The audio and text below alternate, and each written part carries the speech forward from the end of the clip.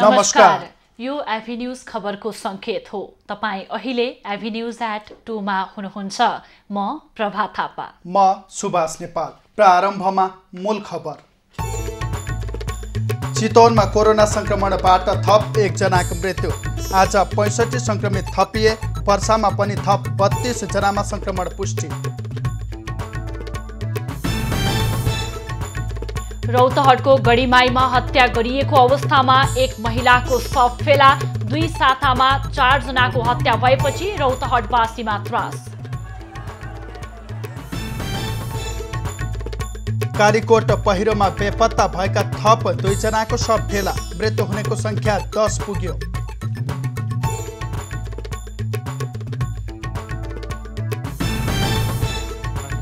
भारतमा एकै दिन अहिलेसम्मकै सर्वाधिक 78,000 भन्दा बढीमा संक्रमण पुष्टि। मृत्यु हुनेको संख्या 64,000 नाघ्यो। र कोरोना त्रासका बीच US ओपन टेनिस आजबाट सुरु हुँदै केही प्रमुख खेलाडीले भने सहभागिता नजनाउनु।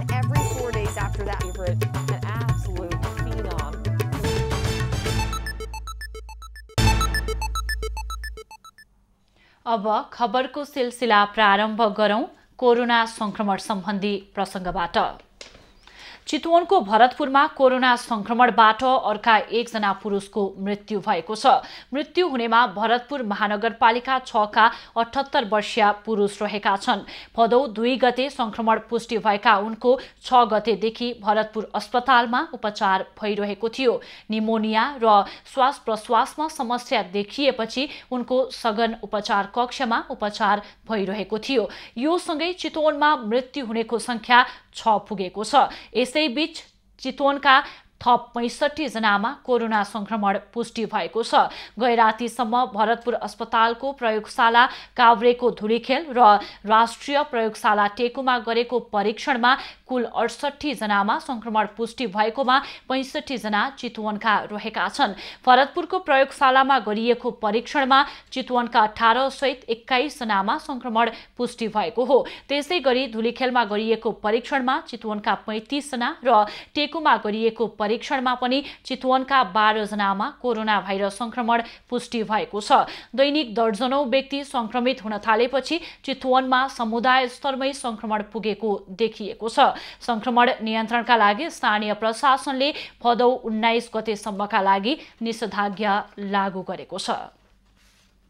पर्साको नारायणी अस्पतालको प्रयोगशालामा गरिएको परीक्षणमा थप 38 जनामा कोरोना संक्रमण पुष्टि भएको छ। 6 वर्षदेखि 70 वर्ष उमेर समूहका थप 38 जनामा कोरोना संक्रमण पुष्टि भएको अस्पतालले जानकारी दिएको हो। संक्रमित मध्ये पर्साका 32 जना, बाराका 5 जना र 1 जना सर्लाहीका छन्। संक्रमित मध्ये श्रीपुरका 12, छपकैयाका 3 र अन्य विभिन्न वडाका बासिन्दा छन्। नारायणी अस्पतालको आकस्मिक कक्षमा उपचार गराइरहेका 4 जना बिरामीमा पनि संक्रमण देखिएको छ। कालिकामाई गाउँपालिकामा 9, जिरा भवानी गाउँपालिकामा 2 जनामा संक्रमण देखिएको छ। बाराको कोल्बीमा 3 र महागढीमाईका 2 जनामा संक्रमण पुष्टि भएको छ। रौतहटमा पछिल्लो समय एकपछि अर्को हत्याका घटनामा वृद्धि भएको छ। आइतबार साँझ एक दलित महिलाको हत्या भएपछि रौतहटमा 16 दिनभित्रमा ज्यान गुमाउनेको संख्या 4 पुगेको छ।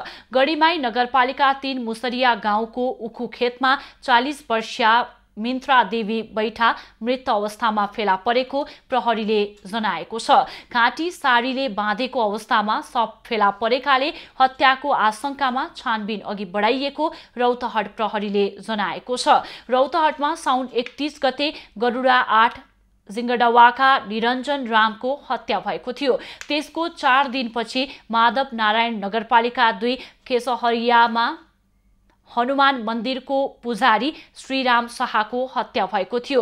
निरञ्जन रामको हत्या अभियोगमा पक्राउ परेका स्थानीय विजय रामको पनि केही दिन अघि प्रहरी हिरासतमै मृत्यु भएको थियो।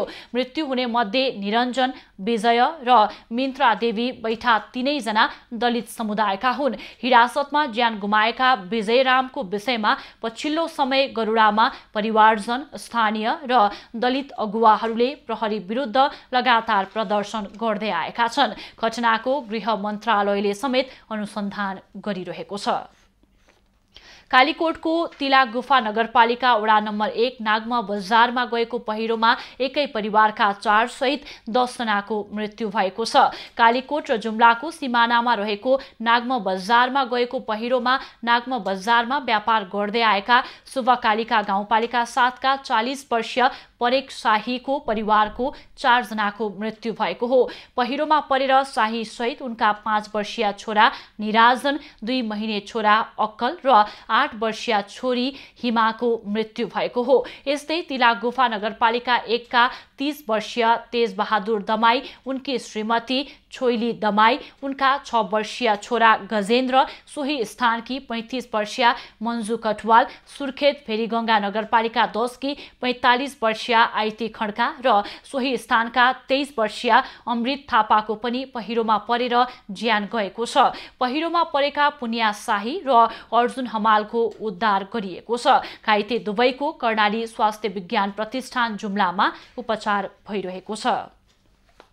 सरकारले लामो दूरीको यातायातका साधन र शिक्षण संस्था आगामी भदौ मसान्तसम्म बन्द गर्ने निर्णय गरेको छ। आइतबार बसेको मन्त्री परिषदको बैठकले भदौ 15 गतेसम्म गरिएको लामो दूरीका यातायात र शिक्षण संस्था बन्दलाई भदौ मसान्तसम्म लम्ब्याउने निर्णय गरेको हो। बैठकले आन्तरिक हवाई उडान पनि भदौ मसान्तसम्म नखोल्ने निर्णय गरेको छ। भदौ 15 गतेसम्म निषेध गरिएका अन्य सेवाहरू पनि भदौ मसान्तसम्म नखोल्ने भएका छन्। यसैगरी मन्त्री परिषदको बैठकले हङकङ र लासाका लागि महावाणिज्य दूत पनि नियुक्त गरेको छ। हङकङका लागि उदय राणा मगर र लासाका लागि नवराज ढकाललाई महावाणिज्य दूतमा नियुक्त गरेको बताइएको छ।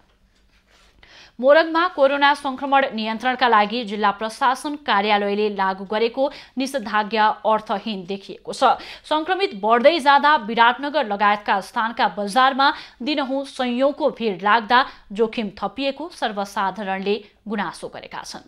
विराटनगर महानगरपालिकामा मात्रै 1000 भन्दा बढी कोरोना संक्रमितको संख्या रहेको छ र मृत्युको संख्या पनि त्यत्तिकै रहेको छ। तर यो विराटनगरको सडकबाट यो कार्यक्रम प्रस्तुत गरिरहँदाखेरि यहाँको भिडभाड निकै नै छ। हजारौं को संख्यामा मानिसहरू आवत जावत गरिरहेका छ। मानौ कि यहाँ कुनै पनि त्यस्तो कोरोनाको संक्रमण फैलिएकै छैन, कुनै रोगको त्रास छँदै छैन। त्यस्तो गरेर चाहिँ यहाँको मानिसहरू सडकमा निर्धक्कताको साथ हिँडुल गरिरहेका छ र यो मानिसहरूको हिँडुल गर्ने यो अभियानमा यहाँको प्रशासनको पनि निकै नै साथ रहेको छ। सुरुमा चाहिँ जुन छ अब 6 देखि 9 बजेको राखेको थियो, त्यो अति आवश्यक चिजहरूलाई जोहो गर्ने हिसाब किताबले जनताको लागि चाहिँ त्यो ठिकै पनि थियो।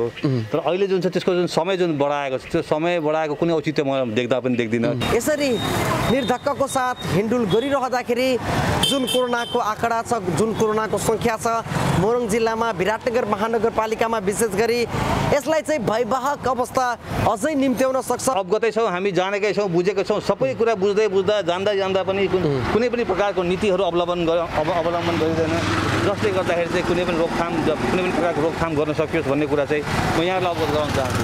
र त्यही क्रममा के छ भन्दाखेरि चाहिँ पछिल्लो चरणमा चाहिँ छ दोहोऱ्याएर जुन चाहिँ फेरि लकडाउन गर्नुपर्ने बाध्यता आयो र समुदायमा कोरोना फैलियो। यहाँ मानिसहरूको हजारौं मानिसहरूको आवत जावत बढिरहँदाखेरि कोरोना संक्रमितको संख्या पनि बढिरहेको छ र यसले चाहिँ जोखिम निम्त्याउने देखिएको छ। टाइम टोकेर 6 बजीदेखि 12 बजीसम्म खुल्ला, अनि त्यसपछि लकडाउन भन्नुभयो, निषेधाज्ञा भन्नुभयो भने त्यो भिड 2, 3, 4 बजे, 5 बजे, 6 बजेको भिड त एकैतालि बिहान 6 बजेदेखि लिएर 12 बजीसम्म थुप्रिने भयो नि।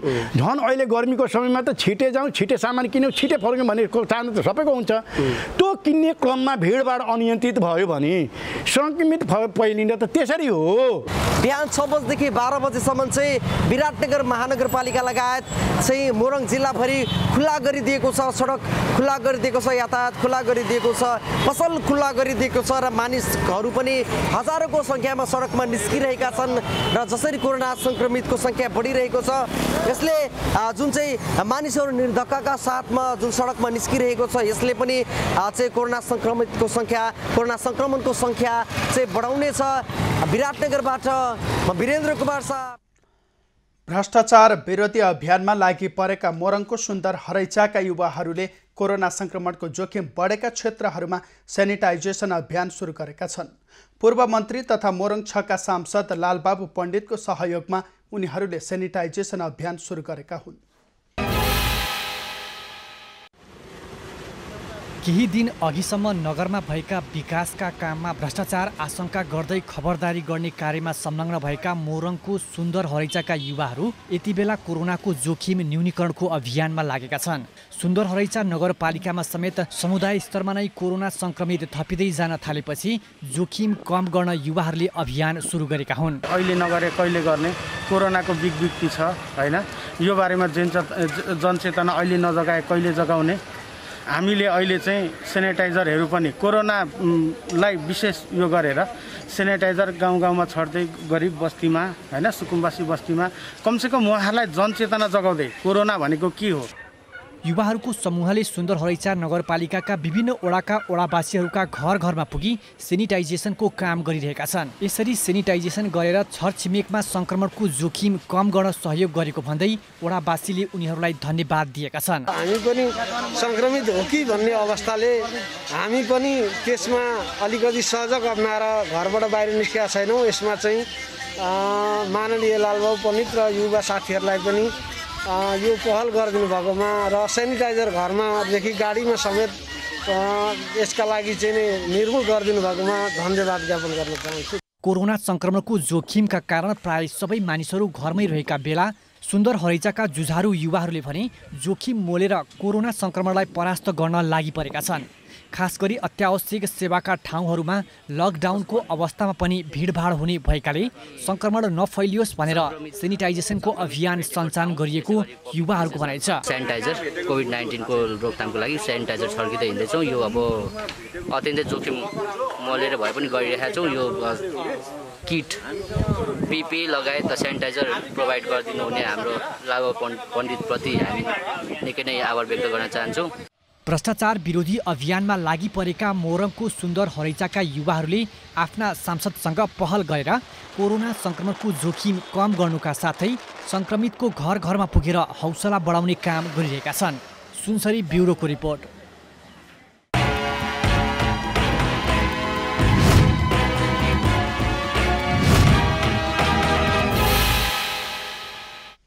धौलागिरी अस्पतालमा पीसीआर मेसिन राख्न मन्त्री स्तरीय निर्णय भएको 2 महिनापछि बजेट छुट्टिएको छ। सरकारले गत असार 12 गते धौलागिरी अस्पताल सहित 10 अस्पतालमा पीसीआर मेसिन राख्ने निर्णय गरे पनि बजेट विनियोजन भएको जानकारी भने शुक्रबार मात्रै आएको हो। सरकारले धौलागिरी अस्पताल बागलुङलाई दिने भनेर घोषणा गरेको कोरोना संक्रमण पहिचान गर्न स्वाब परीक्षण गर्ने पीसीआर मेसिन सहितको प्रयोगशाला राख्न 1 करोड रुपियाँ जिल्लामा पठाएको हो। बागलुङमा पीसीआर मेसिन नपुगेको खबर टेलिभिजनमा प्रसारण भएपछि सरकारले त्यसमा चासो देखाएको हो।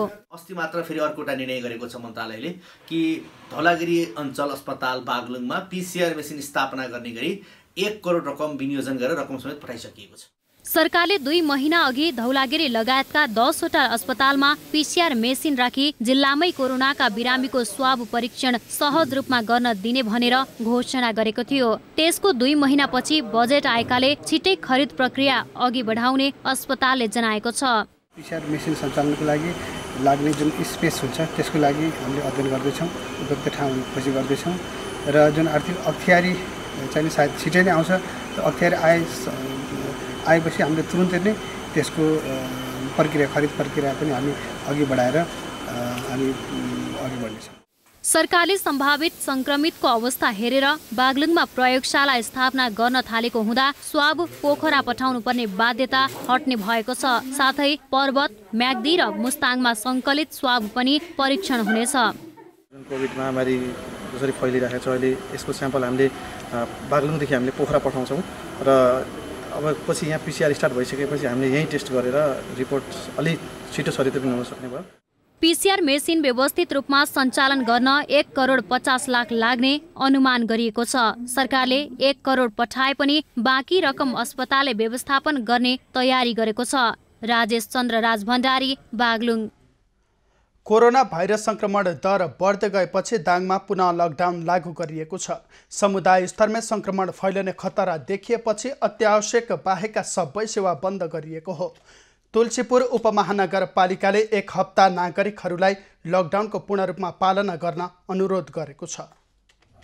जिल्लाव्यापी रूपमै एकरूपता ल्याउँ र चाहिँ यो बन्दाबन्दीलाई लैजाउँ भन्ने कुरामा हामीले निर्णय गर्यौं र त्यही अनुसार जिल्ला स्तरमा बसेको कोभिड क्राइसिस म्यानेजमेन्ट कमिटीको बैठकले नै आजदेखि 1 हप्ताको लागि जुन बन्दाबन्दी छ यसलाई कडाइका रूपमा हामीले पालना गरौँ र यदि कोही कसैलाई अत्यन्तै जरुरी काम पर्यो भने नजिकको प्रहरी, शान्ति सुरक्षा समिति, नगरपालिका यो ठाउँमा समन्वय गरेर कामलाई सहज बनाउन सकिन्छ। लकडाउन सुरु भएसँगै जिल्लामा अत्यावश्यक बाहेक अन्य सवारी साधन र बजारहरू बन्द भएका छन्। जिल्ला कोरोना सङ्कट व्यवस्थापन समितिको बैठकले भदौ 21 गतेसम्म लकडाउन लागू गरेको हो। दाङमा हालसम्म 814 जनामा संक्रमण पुष्टि भइसकेको छ। खबरको सिलसिला अझै जारी छ, हामीसँगै रहनुहोला। अब बाँकी खबर। पुनः पक्राउका लागि अदालत अगाडि बसेको प्रहरीलाई झुक्क्याएर नेत्रविक्रम चन्द समूहकी नेत्री उमा भुजेल र नेता सुमन सिंह पौडेल बेपत्ता भएका छन्। सप्तरी जिल्ला अदालत अगाडि पक्राउ गर्न 2 प्रहरी निरीक्षकको नेतृत्वमा बसेको 2 दर्जन बढी प्रहरीको आँखा छल्दै उनीहरू उम्किन सफल भएका हुन्। सर्वोच्च अदालतको आदेशमा सप्तरी जिल्ला अदालतले सप्तरी जिल्ला बार एसोसिएसनको रोहबरमा आइतबार साँझ रिहा गरे लगत्तै उनीहरू प्रहरीलाई झुक्क्याएर भागेका हुन्। अदालतले छाड्न आदेश दिए लगत्तै दुवैजना यसअघि पनि पटक पटक पक्राउ पर्दै आएका थिए। 8 महिनाको अवधिमा भुजेल 12औं पटक पक्राउ परिसकेकी छन्। सरकारले सिन्धुलीमा पनि आन्तरिक विमानस्थल निर्माण गर्ने भएको छ। स्थानीयले माग गरेको झण्डै 1 दशकपछि सिन्धुलीमा विमानस्थल बन्ने पक्का भएको हो। जिल्लाको कमलामाई नगरपालिका 8 को कल्याणी मन्दिर नजिकै विमान बजारबाट 6 किलोमिटरको दूरीमा विमानस्थल निर्माणका लागि नेपाल नागरिक उड्डयन प्राधिकरणको पहिलो चरणको सम्भाव्यता अध्ययन पूरा गरिसकेको छ। विमानस्थल निर्माणका लागि नियामक निकाय नेपाल नागरिक उड्डयन प्राधिकरणले बजेट समेत छुट्याएको छ। नेपाल नागरिक उड्डयन प्राधिकरणले चालू आर्थिक वर्ष 2077 र 78 को बजेटमा विमानस्थल निर्माण स्थलको वातावरणीय प्रभाव मूल्याङ्कन EIA का लागि बजेट व्यवस्था गरेको हो। विमानस्थल निर्माणका लागि विमानस्थल सिन्धुली सदरमुकाम माडीबाट 12 किलोमिटर तथा विमान बजारबाट 6 किलोमिटर दूरीको बीचमा BP राजमार्गसँग जोडिएको छ।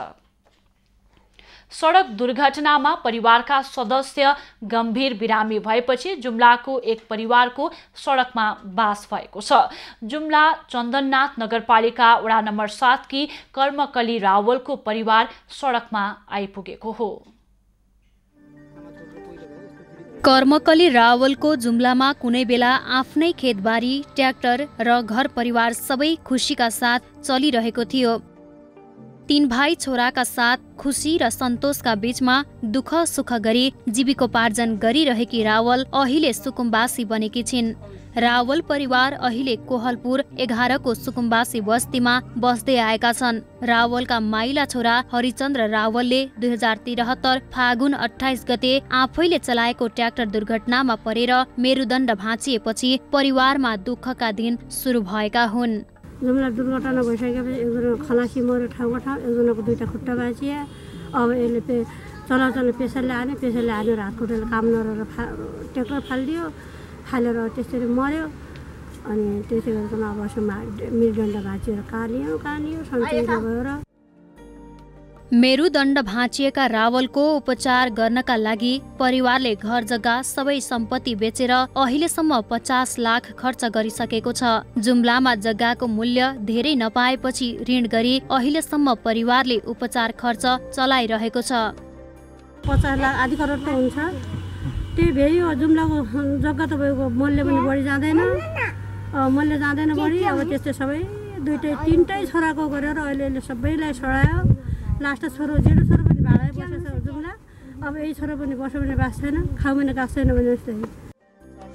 पछिल्लो समय आमा रावलले बेसार बेच्दै आएकी थिइन्, तर कोरोना भाइरसका कारण बेसार बेच्न पनि बन्द भएपछि अहिले परिवारमा खानेकुराको समेत अभाव रहेको छ।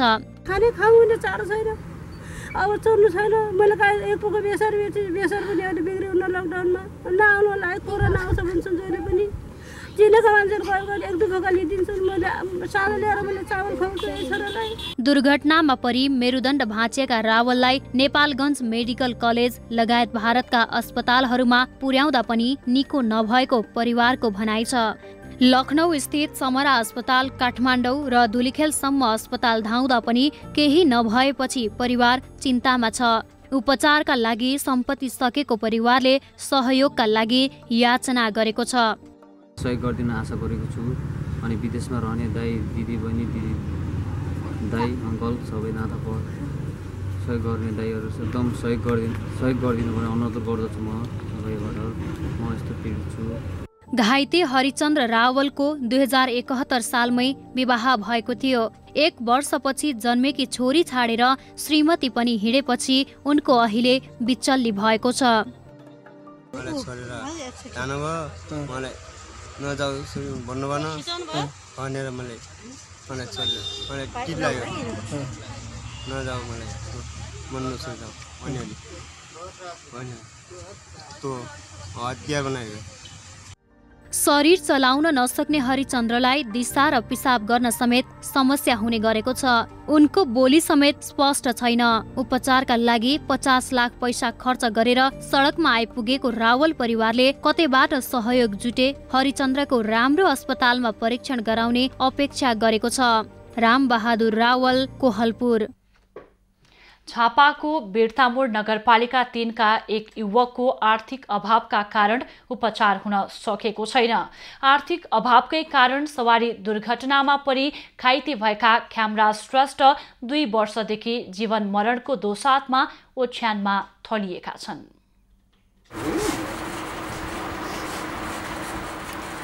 यी हुन् ख्यामराज श्रेष्ठ। झापाको बिर्तामोड नगरपालिका 3 मा बस्दै आएका ख्यामराजको आर्थिक अभावले उपचार हुन सकेको छैन। 2 वर्ष अघि सवारी दुर्घटनामा परि घाइते भएका श्रेष्ठ उचित उपचार नपाउँदा 2 वर्षदेखि ओछ्यानमा थलिएर बसेका छन्।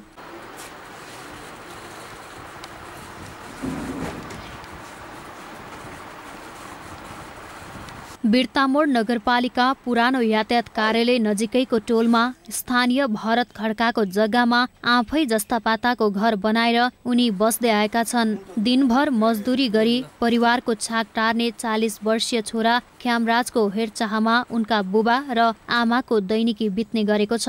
ख्यामराज काठमाडौँ जाने रात्रिकालीन बस चलाउँथे। 2075 साल असोजमा मुगलिनमा दुर्घटना हुँदा ख्यामराजको मुन्टो भाँचियो। कमाउने छोरो दुर्घटनामा परेपछि भक्तेश्वरको परिवार समस्यामा परेको छ। 3-4 ठाउँ लगी काठमाडौँ हस्पिटलमा, त्यहाँबाट आएर अनि बिर्तामोडी उसमा देखाइयो मेडिकलमा 2 चोटि दमक लगियो। त्यो गर्दा अब अलिअलि दिन पनि लागिरहेछ, लगभग 1-1.5 लाख रुपियाँ जति साथीभाइहरूको। यस्तै अब कमाएर खाँदैन छोरो, यही हो। अब छोरो यस्तो भइसकेको छ, आफू पनि गएर छोराले गर्दा आफू पनि कामदाम गरेको छैन। ख्यामराजको हात खुट्टा केही पनि चल्दैन। उनी बेला बेला केही बोल्छन्, तर उनको दिशा पिसाब एकै ठाउँमा छ। विभिन्न अस्पतालमा गरी अहिलेसम्म 12 लाख बढी उनको उपचारमा खर्च भइसकेको परिवारले जनाएको छ। ख्यामराजको ओछ्यानमा सुत्दा ढाडमा घाउ नै भइसकेको छ। गाडी मालिकले छोराको अवस्था गम्भीर भएपछि मिल्नका लागि दबाब दिएको परिवार बताउँछन्। अनि अब आफू एक्लै अब भन्छन् गर्ने मान्छे पनि भएन। आफू कति कुद्नु कुद्दा नि उसले हार्दी भएर अब उनीहरू चाहिँ खालि मिल्ने पक्ष मिल्ने मात्रै भन्छ। अनि हामीले नमिल्ने छ जहाँ हामी सक्दैनौँ जहाँ। अहिले श्रेष्ठको परिवार स्थानीय दाताहरूले दिएको सहयोगको भरमा चलेको छ। ख्यामराजले अहिले पनि औषधि सेवन गर्दछन्। सातामा 2500 बढीको औषधि खाने गरेका छन्। सास हुन्जेल आस हुन्छ भने झैं श्रेष्ठ परिवारले छोराको उपचारका लागि देश विदेशमा रहेका नेपालीहरूसँग सहयोगको अपेक्षा राखेका छन्। सन्तोष नेउपाने, झापा। कपिलवस्तुका कृषकहरू यति बेला धान खेतका लागि आवश्यक पर्ने युरिया मल खादको अभावले समस्यामा परेका छन्। खेतबारीमा मल प्रयोग गर्ने समय बित्न लाग्दा समेत उनीहरूले सहज रूपमा मल खाद पाउन सकेका छैनन्। एक बोरा युरिया मल खादका लागि कृषकहरू बिहानै नेपाल भारत सीमा नजिकैको भारतीय बजारसम्म पुग्नुपर्छ। भारतीय बजारसम्म पुग्न नसक्ने कृषकहरूले भने चरको मूल्यमा भए पनि सीमासँगैको नेपाली पसलहरूबाट मल खरिद गर्ने गरेका छन्। यहाँका अधिकांश सर्वसाधारणको मुख्य पेसा कृषि नै रहेका कारण सरकारी स्तरबाट शीघ्र मल खाद सहज आपूर्तिका लागि कृषकहरूले सरकारसँग माग गरेका छन्। यूरिया डाई के हमन के बहुत समस्या हुई गए। यहाँ हमन के अब सारा लगानी वहाँ धान में लगाई चुका गया है। हमन के एक के आधार ये है धान के खेती। यहाँ यूरिया बिना एकदम हमन के धान एकदम खत्म होता है। अब यहाँ नेपाल सरकार के कोनो भी यहाँ हालत में हमन के यूरिया व्यवस्थापन करावे के चाहिए। भारतीय बजारबाट भारतीय सुरक्षाकर्मीको आँखा छलेर ल्याइएको मल खादमा भने सीमा क्षेत्र र आसपासमा खटिएका नेपाली सुरक्षाकर्मीबाटै कृषकहरू समस्यामा पर्ने गरेको कृषकहरूको गुनासो छ। जिल्लामा धान खेतीका लागि यति बेला करिब 8000 मेट्रिक टन युरिया मलको आवश्यकता छ। तर नेपाल सरकारले मल खाद उपलब्ध गराउन नसक्दा यहाँका अधिकांश कृषकहरू भारतीय मल खादको भरमा खेती गर्दै आएका छन्। उनका खाद नहीं मिला था, जावा था बॉर्डर पर, यहाँ वहीं बॉर्डर पर से लाइन लगा पड़ा था, इंतजार करे पड़ा था। जिल्लामा मल खाद आपूर्तिका लागि सरकारले कृषि सामग्री कम्पनी र साल ट्रेडिङ कर्पोरेसनलाई जिम्मेवारी दिएको छ। यी दुई सरकारी निकायबाट जिल्लाका सहकारी संस्थाहरू मार्फत कृषकलाई मल खाद बिक्री गर्ने गरिन्छ। तर आवश्यकता अनुसार जिल्लामै केन्द्रबाट मल खाद आउन नसक्दा मल खादको चरम अभाव देखिएको कृषि सामग्री कम्पनी लिमिटेड तौलिया उपशाखाका प्रमुख दिनेश शर्माले बताए। अहिले कपिलवस्तु जिल्लामा युरिया मलको अभाव भएको अवस्था छ। करिबन 5000 मेट्रिक टन युरिया अहिले तत्काल हामीलाई जरुरी हो। तर लकडाउन र कोभिड-19 को कारणले समयमा ढुवानी हुन नसक्दा यो अभावको स्थिति सिर्जना भएको हो।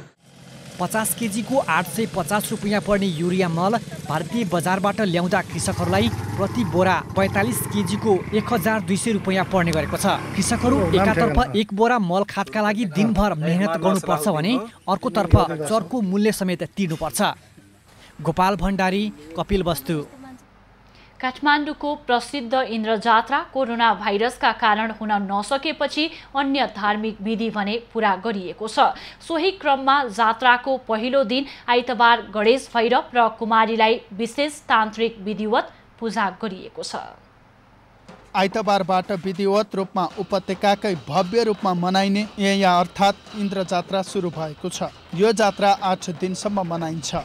यस पटकको विश्वमा नै फैलिएको कोरोना भाइरसका कारण जात्रामा देवी देवताको नाचगान तथा जात्रा अवधिमा गरिने जीवित देवी देवताको रथ यात्रा भने नहुने भएको छ। तर जात्रा अवधिभर गरिनुपर्ने विधि भने निरन्तर रूपमा हुने बताइएको छ। यसै क्रममा आइतबार बसन्तपुर स्थित कुमारी घरमा जीवित देवी देवताका रूपमा पूजिने गणेश भैरव तथा कुमारीको पूजा गरियो। जीवित देवताका रूपमा पूज्ने गणेश र भैरवको कुमारी घरमा आगमन भए लगत्तै राज खड्क सहित तलेजुका पुजारीहरू कुमारी घर पुगी विशेष तान्त्रिक पूजा गरिएको थियो। अन्य समयमा रात्रिकालीन पूजा हुने भए पनि यस वर्ष महामारीका कारण दिउँसो नै सो पूजा गरिएको हो। विशेष गरी यो पूजा हनुमान ढोका स्थित मूलचोक भित्र तान्त्रिक विधिबाट गरिने भए पनि यसपटक महामारीका कारण सो पूजा कुमारी घरमै गरिएको बताइएको छ। यस वर्षको इन्द्र जात्रामा गणेश भैरव बाहिरिने यो नै पहिलो तथा अन्तिम पटक भएको छ।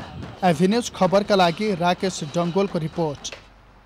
कोरोना भाइरस महामारीका कारण व्यापार व्यवसाय ठप्प भएपछि काठमाडौँको ठमेल क्षेत्रका व्यवसायी विस्थापित हुने अवस्थामा पुगेका छन्।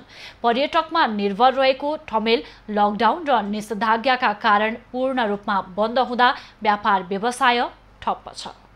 कोरोना भाइरस महामारीका कारण घर भाडा तिर्न समेत समस्या भएकाले विस्थापित हुने अवस्थामा पुगेका व्यवसायीहरूले बताएका छन्। ठमेल पर्यटन विकास परिषदका अनुसार गत चैत यता व्यवसाय पूर्ण रूपमा बन्द भएपछि अहिले व्यवसायीहरूलाई घर भाडा तिर्न गाह्रो भएको छ। अन्य क्षेत्रभन्दा ठमेल क्षेत्रमा घर भाडा महँगो भएको र लामो समय व्यापार ठप्प भएपछि अहिले घर भाडा बुझाउन कर्मचारीलाई तलब दिन समस्या भएको व्यवसायीको गुनासो छ।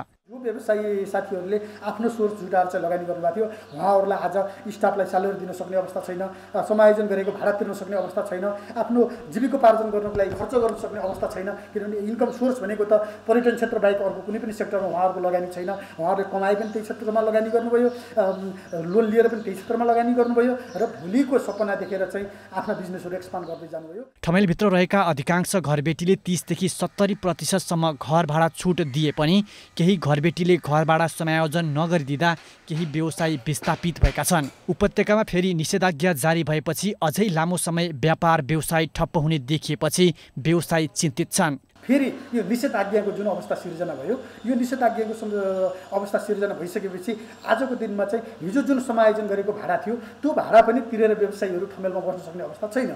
र अहिले हामी चाहिँ घरमा बसेर अब समय अनुसार चाहिँ सामाजिक सञ्जालहरूबाट भर्चुअल मिटिङहरू गरिरहेका छौँ र उहाँहरूले आजको दिनमा के भन्नुहुन्छ भन्दा अब हिजो जुन चाहिँ 50%, 60%, इभन 30%, 40% जुन भाडा चाहिँ छुट दिनुभएको थियो त्यो भाडा पनि अब आजको दिनमा चाहिँ हामीले तिरेर बस्न सक्ने अवस्था छैन। अब हामी के गर्ने भनेर व्यवसायीहरू अहिले आत्तिएको अवस्था छ। नेपालमा आएका 80% पर्यटक ठमेल पुग्छन् र ठमेलमा घुम्ने, सपिङ गर्ने, बस्ने, खाने गर्छन्। त्यसैले ठमेलको व्यापार पूर्ण रूपमा पर्यटनमा आधारित छ। सरकारले सन् 2020लाई पर्यटन वर्ष घोषणा गरेपछि ठमेलमा व्यवसाय गर्दै आएका व्यवसायीहरूले लगानी बढाएका थिए। उपाध्यक्ष शर्माले घर जग्गा बिक्री गरेर अथवा बैंक ऋण गरेर लगानी गरेका व्यवसायीहरू यति बेला सबैभन्दा बढी समस्यामा छन्। हिजो आफूले सरसपोर्ट गरेर आफ्ना भएका घर जग्गाहरू बेचेर पनि साथीहरूले त्यहाँ लगानी गर्नुभयो र बैंकबाट लोन पनि लिएर लगानी गर्नुभयो। अब आजको दिनमा बैंकबाट लोन लिएका लागि त रिफाइनेन्सिङदेखि लिएर विभिन्न कुराहरू आएका छन्, तिनले केही हदसम्म समेटेको छ, तर त्यो पनि दीर्घकालीन छैन। किन दीर्घकालीन छैन भन्दाखेरि राज्यले आजको दिनमा ब्याज मिना गरेको अवस्था त होइन र समय एक्सटेन्ड गरेको अवस्था हो। समय एक्सटेन्ड गर्दाखेरि त्यो ब्याज थपिँदै जान्छ र भोलि पर्यटन क्षेत्र यस्तै भएर गयो भने अबको 2 वर्षपछि, इभन मानौ 1 वर्षपछि फेरि त्यो व्यवसायीहरूले कहाँबाट ल्याएर चाहिँ ब्याङ्कको लोन तिर्ने र त्यतिखेर उनीहरूले हात ठडाउने बाहेक अर्को कुनै पनि विकल्प हुँदैन। सरकारले पर्यटन व्यवसायीहरूलाई पुनर्कर्जा उपलब्ध गराउने भए पनि त्यसको कार्यान्वयन छिट्टै नहुँदा समस्या बढेको छ। अझै 1 वर्ष यस्तै अवस्था रहे बैंकबाट ऋण लिएर व्यापार गरेका व्यवसायीहरूलाई बैंक ऋण तिर्न सक्ने क्षमता पनि नरहने ठमेल पर्यटन विकास परिषदले जनाएको छ। ठमेल क्षेत्रमा साना ठुला गरेर 10,000 भन्दा बढी व्यवसायीहरू छन्। व्यवसायीहरूले घर भाडा बापत मासिक 30 करोड रुपैयाँ भन्दा बढी बुझाउने गरेको ठमेल पर्यटन विकास परिषदको तथ्याङ्कले देखाउँछ। ठमेलमा खास गरी कार्गो, ट्राभल तथा ट्रेकिङ, हस्तकला, रेस्टुरेन्ट, पर्यटकीय स्तरका होटेल, तारे होटेल लगायतका व्यवसायहरू रहेका छन्। कोरोना संक्रमितको संख्या बढ्दै गएपछि चितवनको भरतपुर महानगरले लक्षण नभएका संक्रमितका लागि छुट्टै आइसोलेसन सञ्चालन गरेको छ। बागेश्वरीमा रहेको प्राकृतिक चिकित्सालयमा सुरु गरिएको आइसोलेसनमा रहने संक्रमितलाई प्राकृतिक चिकित्सा विधिबाटै उपचार र रेखदेख गरिने बताइएको छ। म अहिले भरतपुर महानगरपालिकाले सञ्चालन गरेको कोभिड आइसोलेसन केन्द्रमा छु। यो चितवनको भरतपुर महानगरपालिका वडा नम्बर 1 को बागेश्वरीमा रहेको छ। योगी नरहरिनाथ प्राकृतिक चिकित्सालय जो यस अघि पनि प्राकृतिक रूपमा प्राकृतिक तरिकाले बिरामीहरूको उपचारमा आबद्ध हुँदै आएको थियो। यो संस्थाले यसको व्यवस्थापन गर्नेछ र यहाँ हुने सबै खर्चपर्चहरू भरतपुर महानगरपालिकाले गर्नेछ। यो ठाउँ खास गरेर अब एकदमै प्राकृतिक हिसाबले पनि एकदमै एउटा रमणीय, एउटा प्राकृतिक सौन्दर्यताले भरिपूर्ण र बिरामीहरूलाई यतिकै पनि यहाँ आएर बस्दाखेरि सबै हिसाबले पनि यहाँको वातावरणको हिसाबले पनि धेरै नै स्वच्छ खालको, यसै पनि निको हुने मनोवैज्ञानिक हिसाबले पनि र अरू अब प्राकृतिक चिकित्सा पद्धतिबाट उपचार पनि हुने र अब सबै हिसाबले एकदमै अब यहाँ चाहिँ व्यवहारिक हुन्छ, वस्तुवादी हुन्छ भनेर हामीले यो ठाउँलाई छनौट गरेका हौँ। यहाँ कति अड्छन् मान्छेहरू अहिले हाललाई 75 चाहिँ बेड सङ्ख्या बनेको छ। भोलि आवश्यकता पर्यो भने विस्तार गर्ने 200 सम्म बढाउन सकिन्छ भन्ने हाम्रो लक्ष्य छ। यो आइसोलेसन केन्द्रमा बिरामीहरू, सङ्क्रमित बिरामीहरू राख्नको लागि यसरी कोठाहरू छुट्याइएको छ। 1 नम्बर 2 नम्बर गरेर यसरी विभिन्न कोठाहरू छुट्याइएको छ र एउटा कोठाभित्र यसरी व्यवस्थापन गरिएको छ। एउटा कोठाभित्र 3वटा बेडहरू राखिएको छ। 3वटा बेड यो अस्पताल, अन्य व्यवस्थित अस्पतालभन्दा कुनै कमी छैन। यो आइसोलेसन केन्द्र कुनै व्यवस्थित अस्पतालभन्दा कमी छैन र यहाँ एट्याच टोयलेट बाथरुम पनि रहेको छ।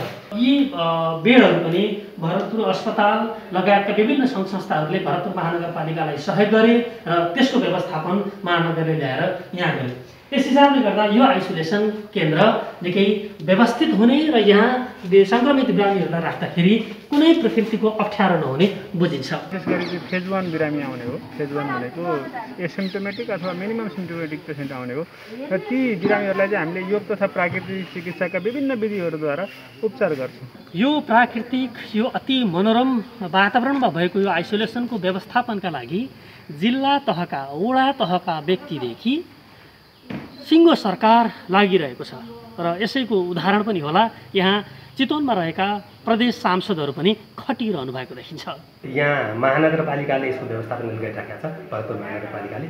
अब यसबाट महानगरलाई सहयोग सपोर्ट के विषयमा चाहिन्छ भन्ने कुराको चाहिँ हामीले त्यस सन्दर्भमा मुख्यमन्त्रीसँग कुरा गरेर प्रदेश सरकारबाट उपलब्ध गराउँछौँ। दर्शकवृन्द, यसरी एकजना व्यक्ति कोरोना सङ्क्रमित भएर आइसके पछाडि यो आइसोलेसन केन्द्रमा जब आइपुग्छ उसले योगा गर्छ, ध्यान गर्छ, प्राणायाम गर्छ अथवा प्राकृतिक चिकित्साका सबै उपायहरू अवलम्बन गर्छ र उसको खानपानमा विशेष ध्यान दिने यसअघि नै हामीले बताइसकेका छौँ र यहाँ आएर एउटा निश्चित समय बसिसके पछाडि ऊ स्वस्थ भएर फर्किने यहाँको व्यवस्थापन समितिले विश्वास गरेको छ र हामीले पनि कामना गरौँ, हामीले पनि विश्वास गरौँ यहाँ आउने सङ्क्रमित बिरामीहरू छिटोभन्दा छिटो निको भएर घर फर्कियोन्। एभेन्यूज खबरका लागि प्रकाश गेवाली, बागेश्वरी, चितवन। कोरोना भाइरस नियन्त्रण तथा व्यवस्थापनमा गरिएको खर्च महोत्तरीका 2 स्थानीय तहले सार्वजनिक गरेका छन्।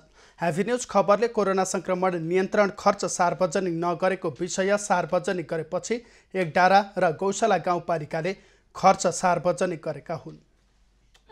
कोरोना संक्रमण नियन्त्रण तथा व्यवस्थापन खर्च स्थानीय सरकारले सार्वजनिक गर्न मानेन भन्ने खबर प्रसारण भएपछि एकडारा गाउँपालिकाले 2,19,20,542 रुपियाँ तथा गौशाला गाउँपालिकाले 97 लाख रुपियाँ खर्च गरेको तथ्याङ्क सार्वजनिक गरेको हो। तर 13वटा स्थानीय तहले अझै खर्च विवरण सार्वजनिक गरेको छैन। ती स्थानीय तहले स्वास्थ्य सामग्री खरिद, क्वारेन्टिन तथा आइसोलेसन सञ्चालन तथा व्यवस्थापन गर्न र राहत वितरणमा बजेट खर्च गरेको दाबी गर्दै आएका छन्। खर्च विवरण सार्वजनिक गर्न पटक पटक माग गरिए पनि महोत्तरीका स्थानीय तहले विभिन्न बहाना देखाउँदै अहिलेसम्म खर्च विवरण सार्वजनिक गर्न मानेका छैनन्। कोभिडको लागि चाहिँ एउटा ग72 भन्ने प्रकोप व्यवस्थापन कोष मार्फत खर्च गर्नुभएको छ।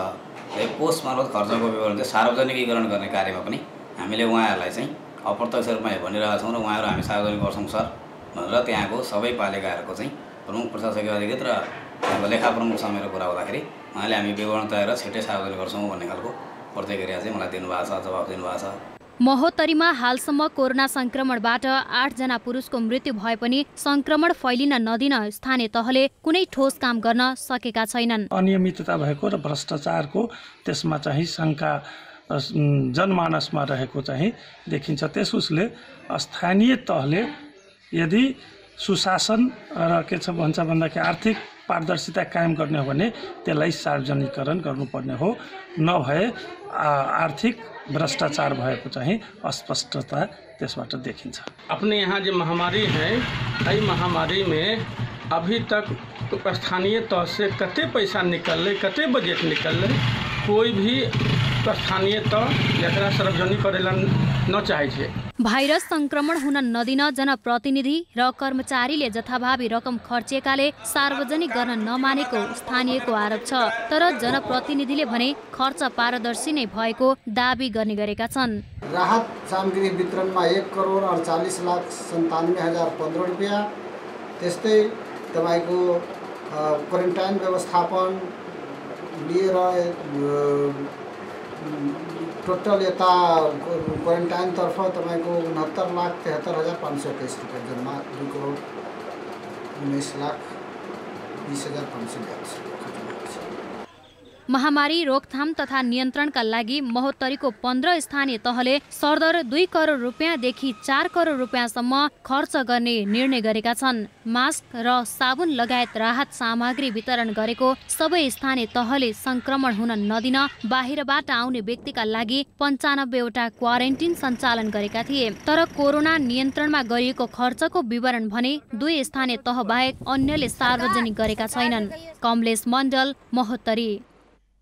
बागलुङ सदरमुकाममा दैनिक जम्मा हुने फोहोर व्यवस्थापनमा समस्या आएको छ। व्यवस्थापनको जिम्मा लिएको सङ्घ संस्थासँग नगरपालिकाले एकतर्फी रूपमा सम्झौता भङ्ग गरेपछि फोहोर सङ्कलनमा अन्यल देखिएको हो।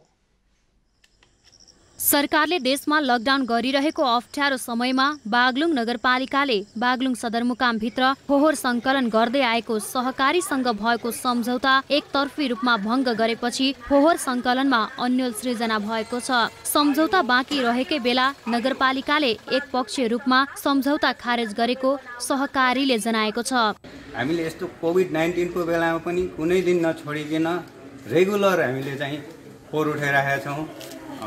तर हाम्रो सम्झौता 2078 असार मसान्तसम्म छ।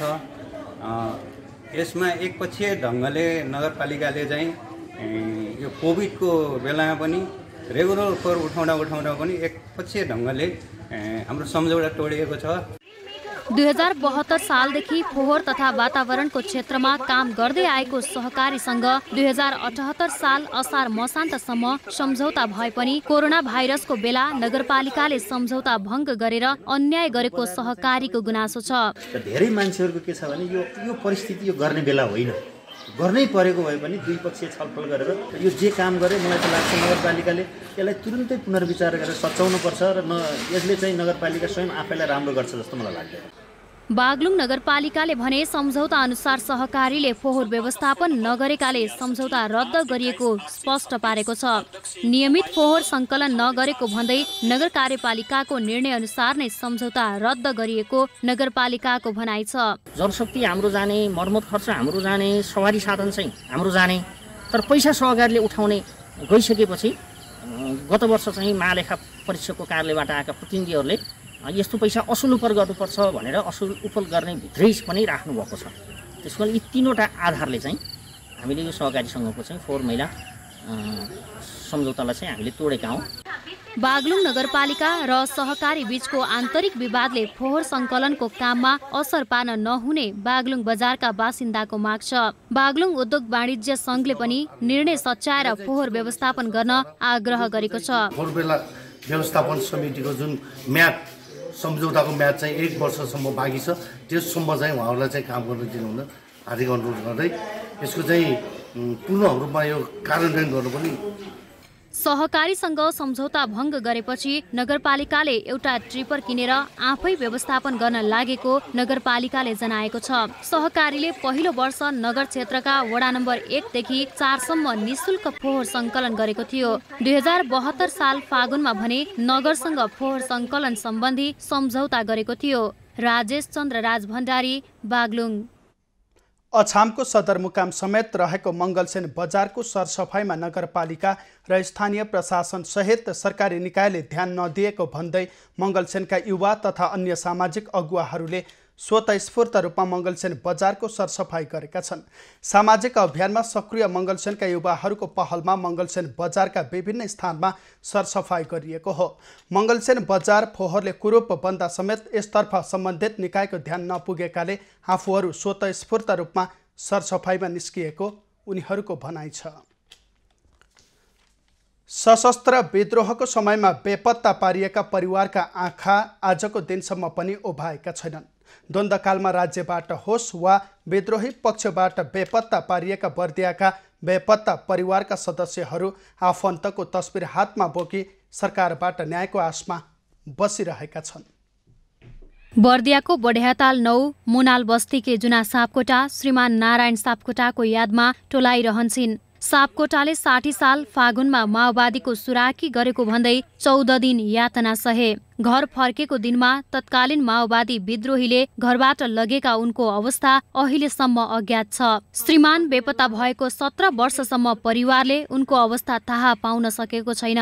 बेपत्ताको पीडालाई सरकारले नसुनेको जुनाको गुनासो छ। मरेको जिम्तो पनि थाहा पाउन नपाउने कि हामी के सरकारले हामीलाई वास्ता नगरेको कि हामी मानव ऊ नै छैन, हामीलाई कुनै अधिकारै नगरेर हो कि सरकार चुप्लाएर बसेर हामीलाई वास्ता नगर्ने। सरकारले गरेको ढिला सुस्तीका कारण न्यायको आशा मारिसकेका बेपत्ता पीडितहरू मृत्युको प्रमाण नभएको कारण आफन्तको काजक्रिया समेत गरेका छैनन्। 10 वर्षे सशस्त्र विद्रोहमा राज्य र विद्रोही पक्षबाट आफन्त गुमाउनेको अवस्था अत्यन्तै कारुणिक छ। 2060 साल फागुनमै मुनाल बस्तीबाट माओवादीबाट बेपत्ता पारिएका डिलबहादुर खड्काको परिवारको व्यथा पनि उस्तै छ। उनकी श्रीमती लक्ष्मी देवी खड्का सत्य तथ्य छानबिन गरी पीडकलाई कानून अनुसारको कारबाही हुन नसकेको गुनासो गर्छिन्। मेरो श्रीमानलाई के कारणले लर मृत्युदण्डै दिनुपर्ने के गल्ती गरेको थियो त्यो पनि मैले जान्न पाउनु पर्छ। मारेकै यदि हो भने कुन ठाउँमा मार्यो, कसले मार्यो, त्यो मार्ने मान्छे चिन्न पाउनु पर्यो। मैले घरबाट लगेको मान्छे चिनेकै छु, दिनदाडै यही बाटो हिँडिरहन्छ, मलाई पनि त कस्तो भएको होला। बेपत्ता परिवारका जुना सापकोटा र लक्ष्मीदेवी खड्काको मात्रै होइन, बर्दियाका 278 बेपत्ता परिवारकै अवस्था उस्तै छ। बेपत्ता परिवारको न्यायको आश मारिसकेको अवस्थामा राज्यले उनीहरूको घाउमा मलम लगाउन यथोचित पहल गर्नुपर्ने कानुन व्यवसायीको भनाइ छ। यहाँ 278 जना व्यक्तिहरू बेपत्ता भएका छन् र यी बेपत्ता परिवार लगायत द्वन्द्व पीडितहरूलाई न्याय दिनुपर्छ र उनीहरूलाई यो सङ्क्रमणकालीन न्यायको सिद्धान्त बमोजिम सत्य तथ्य पत्ता लगाउने, दोषी उपर कारबाही हुने। बर्दिया जिल्ला सबैभन्दा बढी बेपत्ता पारिएको जिल्ला मध्ये एक हो। विद्रोह कालका बेपत्ता सम्बन्धी घटना छानबिनका लागि सरकारले बेपत्ता आयोग समेत गठन गरेको छ। तर आयोगले प्रभावकारी काम गर्न नसक्दा दर्ता भएका 2507 वटा उजुरी बेवारिसी अवस्थामा छन्। बेपत्ता पारिएकाहरूको सम्झनामा हरेक वर्ष अगस्त 30 मा अन्तर्राष्ट्रिय बेपत्ता दिवस मनाउने गरिए पनि यो वर्ष भने औपचारिक कार्यक्रम हुन सकेन। तर बलपूर्वक बेपत्ता पार्ने कार्य विरुद्ध अनलाइन मार्फत वृत्तचित्र प्रदर्शन लगायतका कार्यक्रम भने गरिएका छन्। दुर्गा आचार्य, बर्दिया। खबरको सिलसिला अझै जारी छ, हामीसँगै रहनुहोला।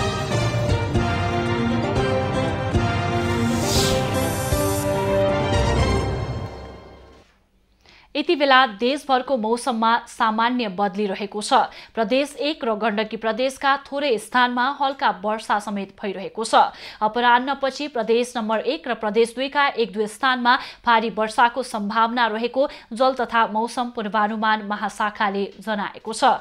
आज काठमाडौँ उपत्यकाको अधिकतम तापक्रम 30 र न्यूनतम तापक्रम 21 डिग्री सेल्सियस बीच रहने अनुमान गरिएको छ। आज सूर्योदय बिहान 5:42 भयो भने सूर्यास्त बेलुका 6:25 हुनेछ। आज देशभरको मौसम कस्तो रहला त? हेरौं देशका विभिन्न स्थानको अनुमानित मौसमी अवस्था।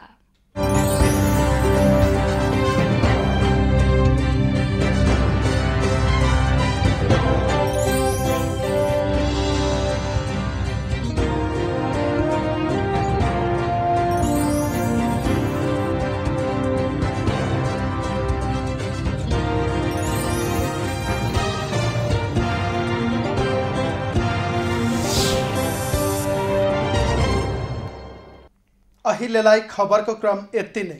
आइभी न्यूज खबरका यी सहित अन्य विस्तृत खबरका लागि www.ivnews.tv लगअन गर्न सक्नुहुनेछ।